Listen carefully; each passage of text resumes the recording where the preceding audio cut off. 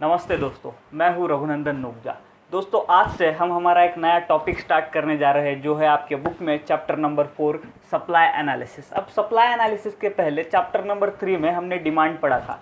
Demand पढ़ते वक्त हमने ये देखा था कि डिमांड किसका फंक्शन है, तो डिमांड कंज्यूमर का फंक्शन है और सप्लाई फंक्शन है सप्लायर का।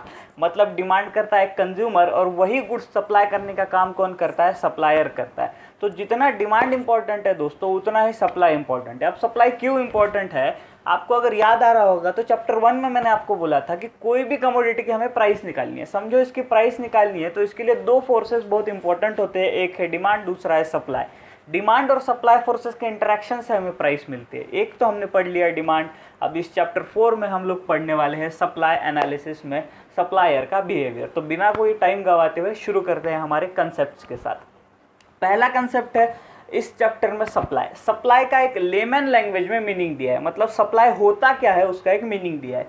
उसके लिए एक सेंटेंस हमारे टेक्स्ट बुक में लिखा है, वो बोलता है कि टोटल अमाउंट ऑफ गुड्स और services available for sale at a specified price.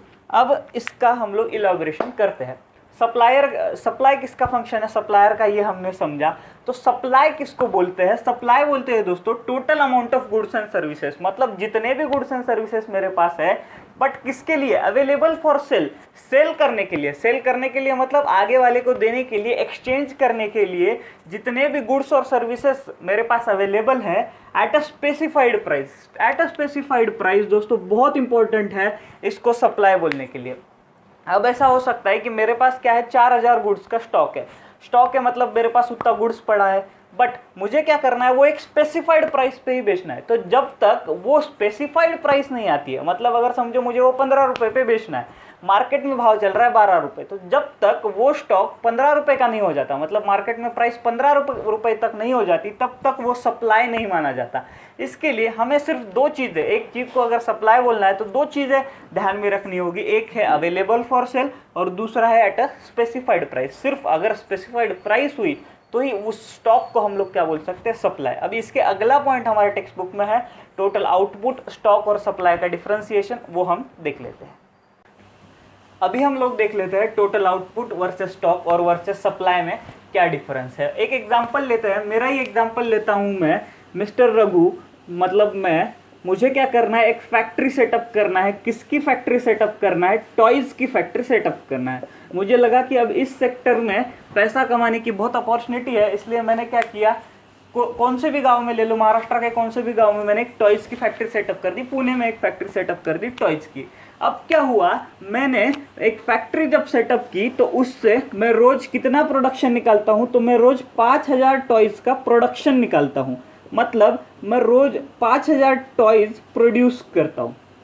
अब ये प्रोड्यूस करके मैं खुद के पास तो नहीं रखूंगा, मैं इसको बेचूंगा, बट इसे बेचने के लिए महाराष्ट्र में तो मेरे पास नेटवर्क है, बट महाराष्ट्र के बाहर मेरे पास नेटवर्क नहीं है। तो मैंने क्या किया, महाराष्ट्र के बाहर का, समझो गुजरात का एक सप्लायर अपॉइंट किया। उस सप्लायर को मैंने बोला कि मैं तुझे स्पेसिफाइड अमाउंट पे क्या करूंगा, ये टॉयज बेचूंगा, तो उसको आगे बेच देना और उसको आगे जो भी प्राइस चार्ज करना है वो तेरी प्राइस होगी और उसका प्रॉफिट भी पूरा तेरा होगा। अब मैंने क्या किया, रोज जो मैं 5000 प्रोडक्शन करता हूं उसमें से 2000 प्रोडक्शन गुजरात को रोज में ट्रांसफर करता था।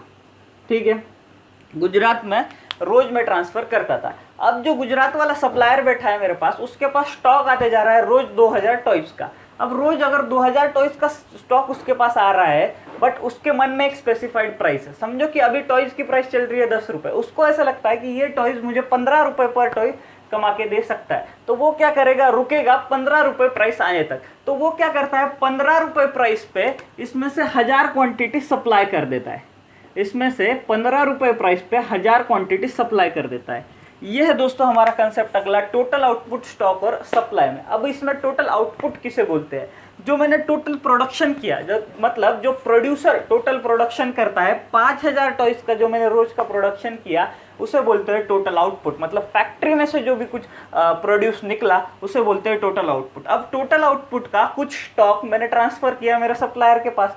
अब स्टॉक और सप्लाई में क्या डिफरेंस है, बहुत थिन लाइन ऑफ डिफरेंस है। स्टॉक क्या करते हैं, सप्लाई करने के लिए हमारे पास स्टॉक चाहिए, बिना स्टॉक के सप्लाई नहीं हो सकता है। तो मैंने क्या किया, वो सप्लायर ने क्या किया, सॉरी, 2000 टॉयज का स्टॉक करके रखा, बट उसके मन में एक प्राइस थी कि 15 रुपए आने तक मैं इसको सप्लाई नहीं करूंगा। जब 15 रुपए प्राइस हुई तो मार्केट की डिमांड देखते हुए उसने क्या किया, 1000 क्वांटिटी बेच दी, 1000 टॉयज की क्वांटिटी बेच दी। और जब ये एक्चुअल क्वांटिटी बिकेगी दोस्तों, तो इसको बोलते हैं सप्लाई।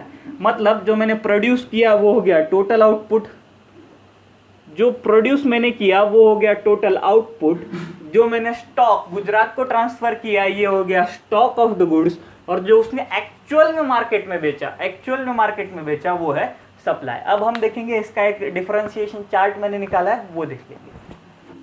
अब एक क्विक रिव्यू कर देते हैं टोटल आउटपुट वर्सेस स्टॉक और वर्सेस सप्लाई पे, जो हमारे बुक में लिखा है। अब टोटल आउटपुट मैंने आपको क्या समझाया, produced in the production process, मतलब मैंने इनपुट को आउटपुट में कवर किया, इनपुट को आउटपुट में कन्वर्ट किया, और इससे क्या बना, मेरे टॉयज बने, मतलब फाइनल प्रोडक्शन बना प्रोडक्शन प्रोसेस से। और total quantity produced at a given time, मतलब टोटल आउटपुट क्या होता है कि एक पॉइंट ऑफ टाइम पे मैंने कितना क्वांटिटी प्रोड्यूस किया उसका मेजरमेंट होता है टोटल आउटपुट। ये टोटल आउटपुट तो हमें समझ गया। अब स्टॉक क्या होता है, अब स्टॉक है दोस्तों total quantity available for sale with the seller. मैंने 2000 टॉयज क्या किए, उधर ट्रांसफर किए, तो उतने पूरे के पूरे 2000 क्वांटिटी उसके पास अवेलेबल फॉर सेल थे, मतलब वो 2000 क्वांटिटी को सेल कर सकता था, उसे बोलते हैं स्टॉक।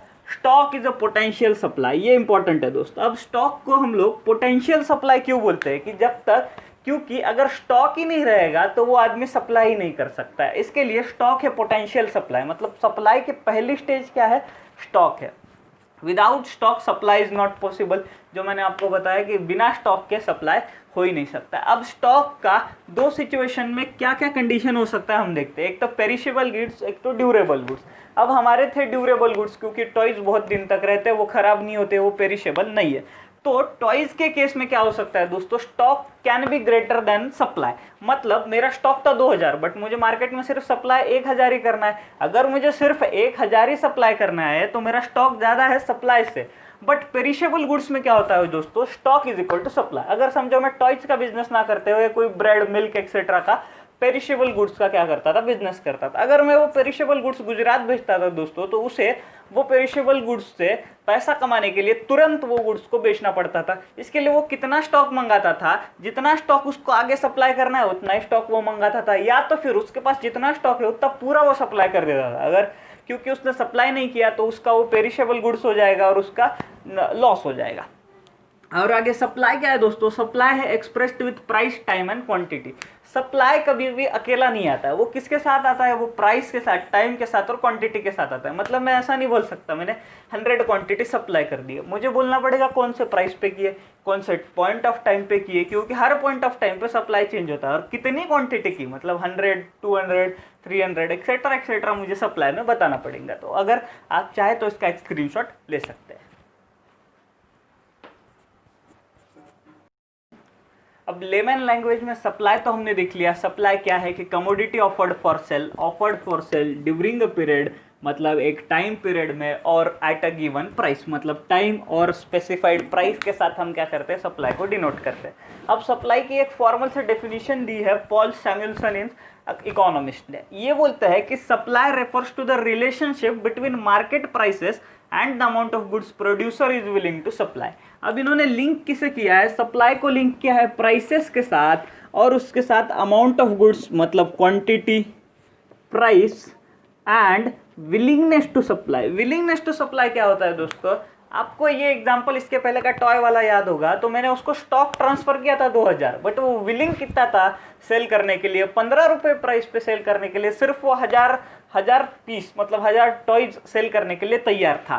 तो सप्लाई के लिए पॉल सैमुएल्सन बोलते हैं कि क्या क्या जरूरी है, supply refers to relationship between what, market prices and the amount of goods producer is willing to supply. मतलब एक प्रोड्यूसर कितना सेल करना चाहता है मार्केट में at a given price and at of the given quantity and at a given time, point of time पे। अब इसका एक सिंपली हम लोग एक इक्वेशन बना सकते हैं।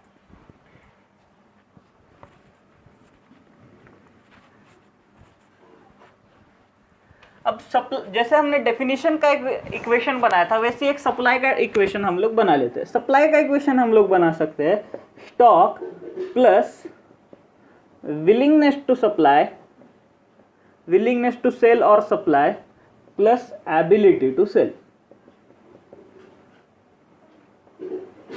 Is known as supply.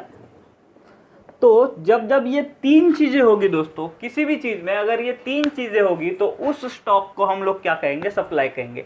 एक तो होना चाहिए स्टॉक, प्रोड्यूसर के पास या सेलर के पास स्टॉक होना चाहिए कि वो उतना गुड्स सप्लाई कर पाए। उसके बाद उसका विलिंगनेस होना चाहिए सेल करने का। मतलब मैंने आपको बोला था कि 15 रुपए प्राइस पे वो सिर्फ 1000 क्वांटिटी सेल करने के लिए तैयार था।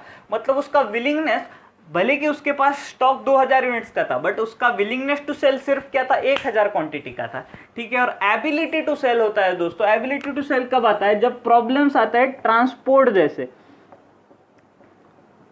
अगर समझो मेरा सप्लायर रहता था दुबई में और मेरे पास दुबई तक जाने का कोई भी ट्रांसपोर्टेशन नहीं है, तो मेरी विलिंगनेस तो है कि मुझे सप्लाई करना है, मेरे पास स्टॉक भी है उतना कि मेरे को सप्लाई करना है उसको, बट मेरी एबिलिटी टू सेल है क्या, मेरी एबिलिटी टू सेल नहीं है, क्योंकि मैं एबल ही नहीं हूँ, मैं सेल ही नहीं कर सकता उसको। किसके वजह से, ट्रांसपोर्ट के प्रॉब्लम्स की वजह से।